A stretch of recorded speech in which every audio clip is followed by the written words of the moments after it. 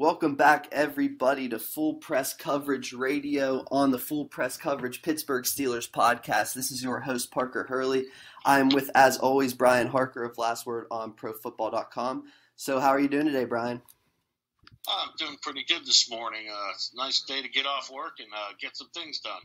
Nice, yeah, and we're about to get some things done as well as it relates to the NFL and the Pittsburgh Steelers. And the Pittsburgh Steelers finally got some things done. You know, I know a lot of fans were frustrated through the first week of free agency. The Steelers were the 31st out of 32 teams to actually make a free agent signing.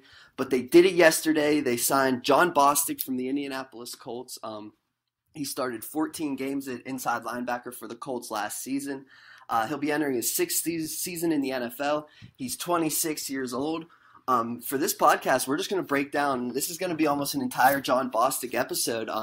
You know, a lot of teams are just going down their list of free agents and kind of, pinpointing, the big name here and, the little name here. Well, the Steelers just have one guy that we're focusing on right now. So it was the Steelers released Mike Mitchell, which made free safety a bit of a need, but the very obvious lingering need over this roster that really showed against the Jacksonville Jaguars in their loss in the playoffs was inside linebacker. So I believe I talked about it. I believe Brian talked about it. We pounded the table that the Steelers didn't need to just draft a linebacker. They didn't need to just sign a linebacker. They needed to do both because this position was as brutal as it could possibly be. You're bringing Sean Spence, a guy who was sitting on his couch, off of his couch in December, and you're throwing him in a playoff game, and he was awful in that game. So, the Steelers obviously needed an inside linebacker here. The question now comes down to, is Jon Bostic the best value? Was he the best fit? For the money, was it worth it? What is the impact that Jon Bostic has? He started 14 games last season, but that's a career high in starts. His first 5 seasons featured a ton of injuries. This is a guy that in his rookie season started 9 games for the Bears. He was a second-round pick from Florida. He looked pretty good, in his rookie season, and then the Bears changed defensive schemes that year. Bostic had a back injury that year. He really never really got off on the right foot with the new coaching staff. And in his second year, he was shipped off to New England. New England, he has a foot injury early into his career.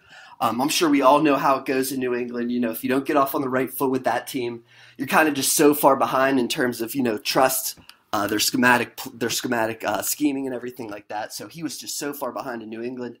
Never really got a chance there. They traded him to the Detroit Lions. I believe he was in the Kyle Van Noy trade. And he really didn't do anything with the Lions either because he broke his foot and missed the entire season. So he started 14 games for the Colts last season, but you can understand why he was not really a prioritized free agent. So I guess the question, Brian, is, are the injuries worth it? Do they affect his upside? Did they make him a player that you kind of crossed off your board? Or was there enough upside from those 14 games? He did miss 2 games last year as well. He ended his season on the IR. But was there enough upside in those 14 games where you could kind of look back and say, okay, I understand this signing. I understand that they were so desperate for linebacker. Even a guy who has been injured in 5 out of 6 seasons, even that guy is a bit of an upgrade at this point. So what are your overall thoughts on Jon Bostic? And really, I would just say, is the big concern, do the injuries scare you a lot when it comes to him? He's still 26, but do they scare you? There's got to be some concern, but most of the injuries have occurred playing on turf fields. But you take away the injuries, and he's highly intelligent. He's always where he's supposed to be. He's decent in coverage, and he's not nearly as athletic as Shazier, obviously, but who is. The important thing about him is he can be that guy that's setting the defense. And none of his injuries, getting back to that real quick, they've all been freak injuries. It's not like they're habitual soft tissue injuries that get him every year. It's usually something different. So those, I don't tend to be concerned, and in a way they probably benefit Pittsburgh because if he has a solid start to his career, he's probably gone long before now and getting paid a lot more money. So this I believe can work out real well for Pittsburgh. Yeah, I mean, you just hit the nail on the head right there. And I think the big thing that I took away from Jon Bostic was his leadership role and just his understanding of how a defense needs to play.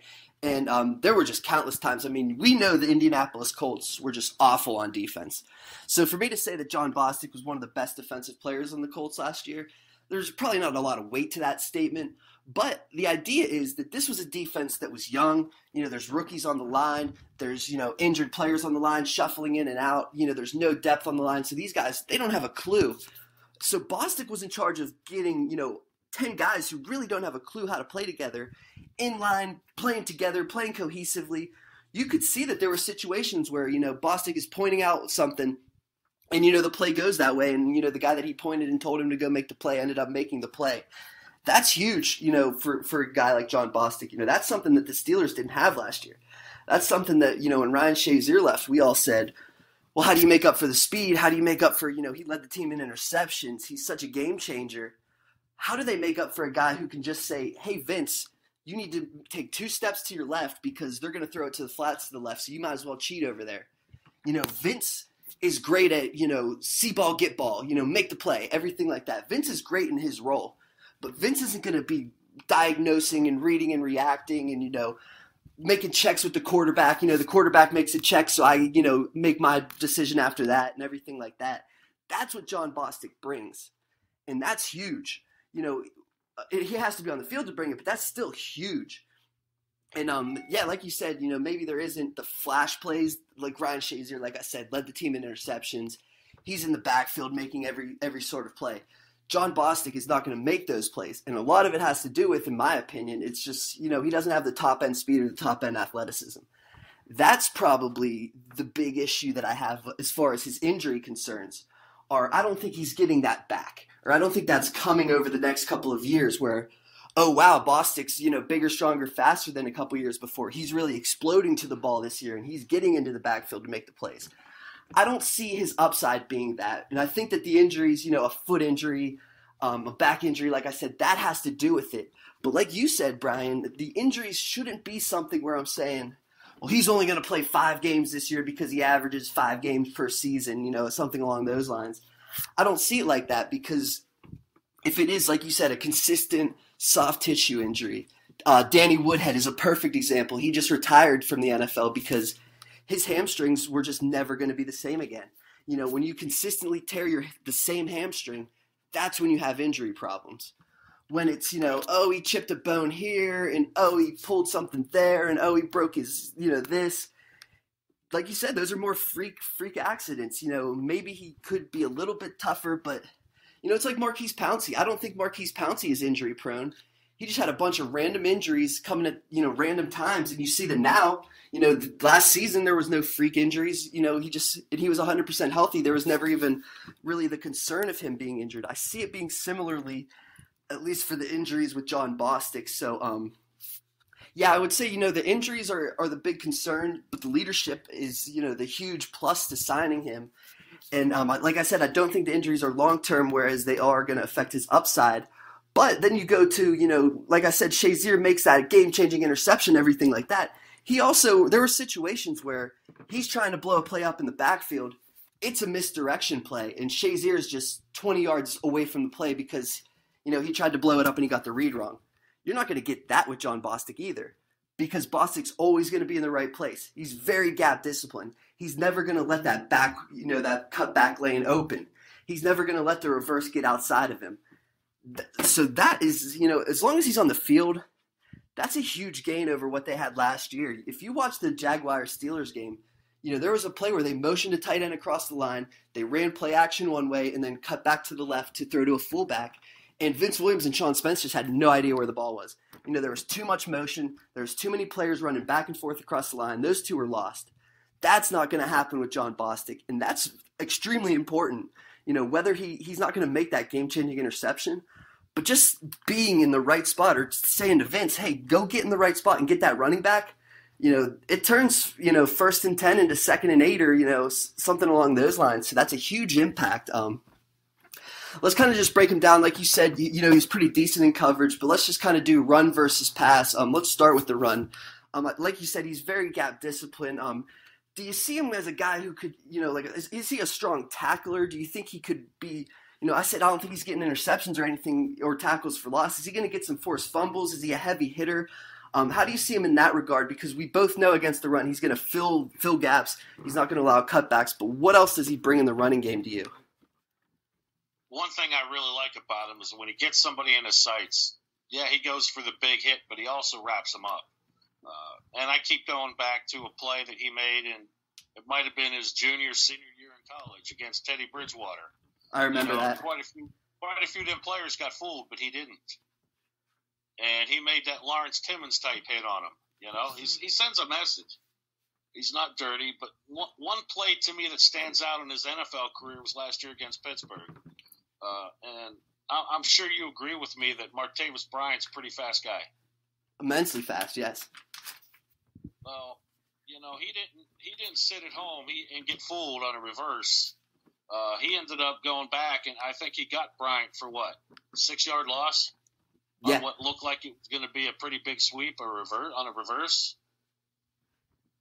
Yeah, I actually have that play highlighted in if you go to fullpresscoverage.com, right on the Steelers homepage. If you go to fullpresscoverage.com/Steelers, it's, John Bostic brings leadership to the Pittsburgh Steelers is the title of the article. That play, exactly what you're talking about. Not only is he able to chase Martavis Bryant to the sideline, he was able to evade a block from Alejandro Villanueva, who, we all know the length and the size of Villanueva. He kind of just did like a little dip move and just dipped right under Villanueva with speed. Villanueva had no chance. And then Vance McDonald was pulling from right to left. And, I talk about Vance McDonald and how impressive he is as a blocker on the move all the time. And McDonald was too slow to get over to Bostic. Bostic did another little dip move. He got under McDonald and he blew the play up in the backfield. Like you said, he's instinctive. He's aware. He will lay the big hit. And, one other thing that is worth noting, in the first 14 games of last season, he only missed 5 snaps. He also only missed 2 tackles. So, pound the point home that this guy is not going to change games. He's not an impact player, but he's going to be in the right spot. He's never really going to miss tackles. And if the play's in front of him, he's going to make it. And like you said, when he gets the chance to lay the boom, he will. But he's not like Mike Mitchell where, every single hit he's trying to, end somebody's career. He doesn't play like that. He'll get you on the ground because he knows he has to get you on the ground. But if you're going to give him the chance to square you up, he will square you up. So pretty good hitter. Let's move into coverage unless you have anything else really to add about his run defense. The big thing I realized, I think he's a lot better in zone than he is in man. And I think that has to do with, just what we have exemplified is that, he's good at reading routes, reading the quarterback, making breaks. I really like how he's not hesitant to pass receivers off, and to pick up a receiver when he enters his zone. So crossing routes, slants, things like that really don't affect him over the short middle of the field. But then it comes to man, and you start to wonder, he's really not fast enough to hang with a lot of the running backs who are going to be running routes, especially if they can run routes down the field. He really struggles to get his hips turned in time. He really kind of struggles to get, from 0 to 60. That usually takes him a little bit to get the engine revved up. One thing he can do, and it's really in zone, but over the deep middle of the field, is kind of just drop back into that deep middle spot. When he has 2 safeties over the top, he's really comfortable in shutting down the underneath routes over the middle there. He really, he makes it a tight window for the quarterback to throw it into because he's shutting down that underneath, and he's aware of what's going on. But other than that, the deep passing game is a huge issue for him. I don't trust him getting deep. Guys like, Rob Gronkowski, everyone is going to talk about, is he the type of guy who can match up with Gronkowski and the Patriots? I would say no, not at all.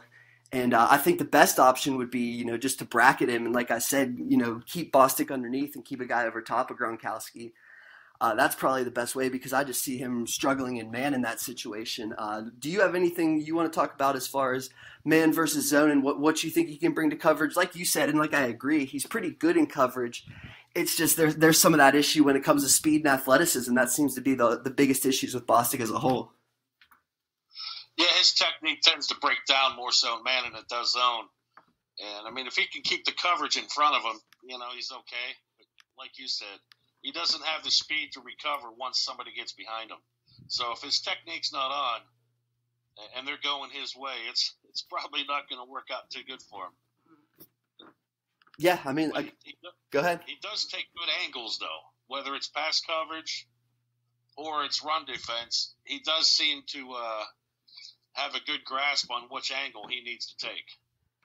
Yeah, his pursuit of the ball is almost always all of the mental aspects of the game are some of the strongest aspects of Bostic's game. And, that probably is why the Steelers were so high on him. They could just see that, like I keep saying, Sean Spence's mental acuity and mental processing was just, it was embarrassingly slow. I mean, Sean Spence is not going to play in the NFL next year because you could see it wasn't just he was slow from, being injured and out of shape. He was slow in the fact that his brain was not ready to process at that speed anymore. John Bostic's brain is ready to process at that speed. He does recognize plays at the line. He's not afraid to make adjustments. He's not afraid to put people in place. And, that's huge. So let's kind of just dig into just, maybe trying to look forward a little bit.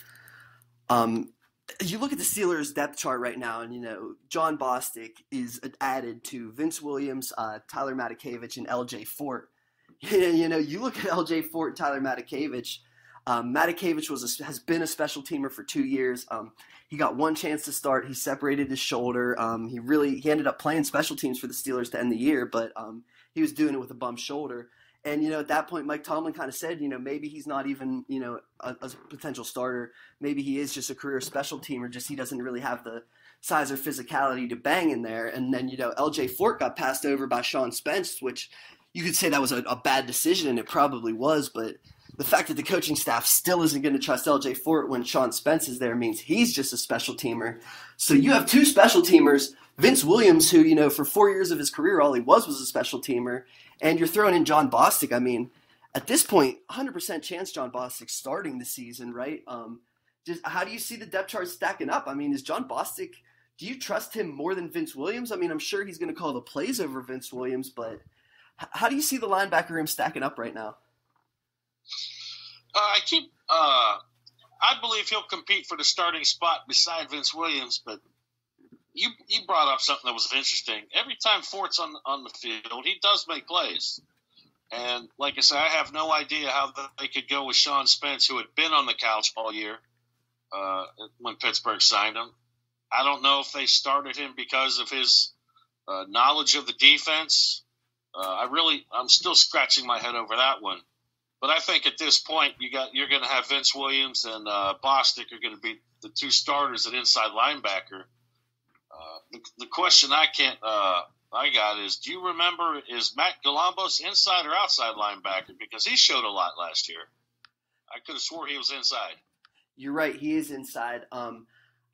He stayed on. He was on the practice squad all season, right? Wasn't he, or did they let him go at any point? Yeah, he was on the. He might have been released early on, and I know they brought him back within a week or two of opening day.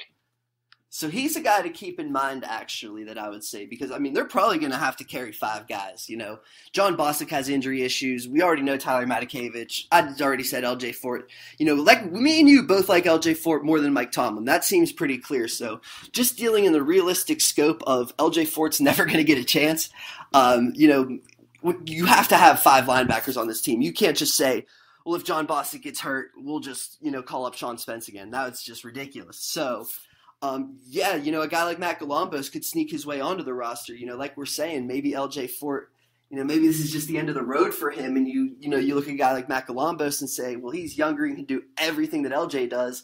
And, maybe you save a couple $100,000. I'm not sure. I don't think it would be huge cap implications, but maybe you do that. And, I definitely think Bostic, I don't even think he's competing for a starting job, to be honest. I think he was handed the starting job yesterday. He'll be starting next to Vince Williams.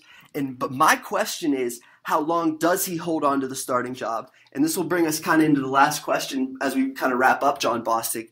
Is the NFL draft? And I think me and you are kind of thinking along the same lines of this, whereas they're still going to draft a linebacker, and they still have to draft a linebacker early. I said it to open the show. We went into the offseason saying they're not just going to sign a guy, they're going to sign and draft a guy. So we knew that they were going to have to draft a guy still. And we know that, John Bostic is not a guy where you say, okay, you don't have to draft a linebacker. I think that the key to signing a guy like John Bostic, who, like I said, in my opinion, is sharpied into a starting job next year. I think the good thing about adding a guy like that is now you're not forced into drafting a linebacker early. Let's just say that I think we both understand that Roquan Smith is going to be gone. Tremaine Edmonds, some people think he's an edge, some a linebacker. He's going to be gone. Then there's, Rashawn Evans. There's Leighton Vander Esch, Malik Jefferson from Texas. There's a few guys there, but, there's a chance they could all be gone, or there's a chance that 2 out of 3 or 1 out of 3 or, a couple of them are gone by pick 28.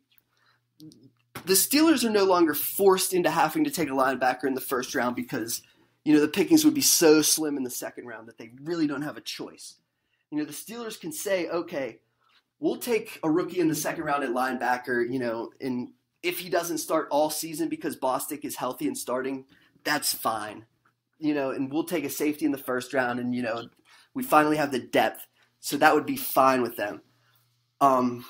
So, yeah, I guess the first question just to you is, do you agree with that premise that, they could still take a linebacker in the first round? I mean, there's a chance, if Vander Esch is there and he's their guy, he doesn't have to start the season, but maybe by week 5, he's their first-round pick. It took him 5 weeks to beat John Bostic, and he did.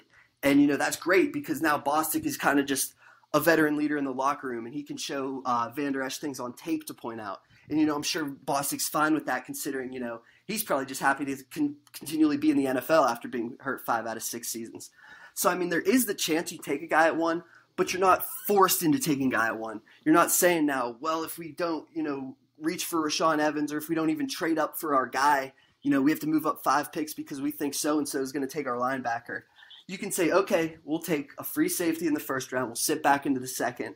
And we'll take maybe a more developmental guy who could start next year rather than, like I said, week 5 or whenever. So is that how you see the draft going? You definitely still see the Steelers taking a linebacker, but do you think it's the first 2 rounds? What do you think about the first round now? Are you saying first round no chance because they signed Bostic, or is it still open to be in discussion?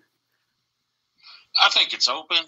You're going to have some guys that are, middle second round or higher second round that might not be a reach. And if you took them at 28, you could justify it. But that's the nice thing about this signing is that the fact they don't have to draft one in the first round. They can get that safety that they need.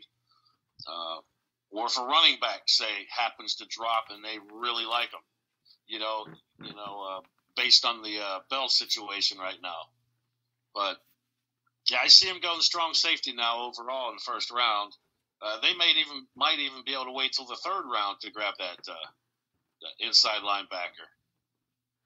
It really helps them out as far as the draft goes, being able to get a guy like Bostic, who in a lot of ways reminds me of Ferrier with his intelligence and his knowledge of the defense and being able to read things. So, yeah, that takes a lot of pressure off of that.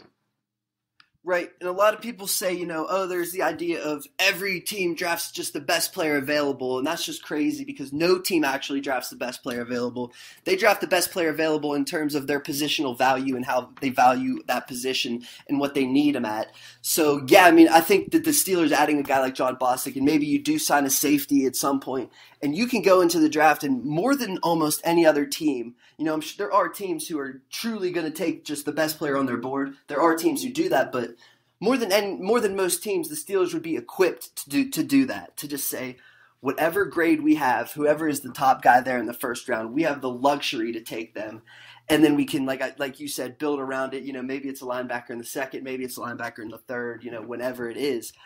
Here's just one more question for you. What do you think about them potentially, either signing one more linebacker and drafting a guy, or, what if they drafted 2 linebackers? I mean, let's get real about John Bostic. We both understand the upside is, it's not high.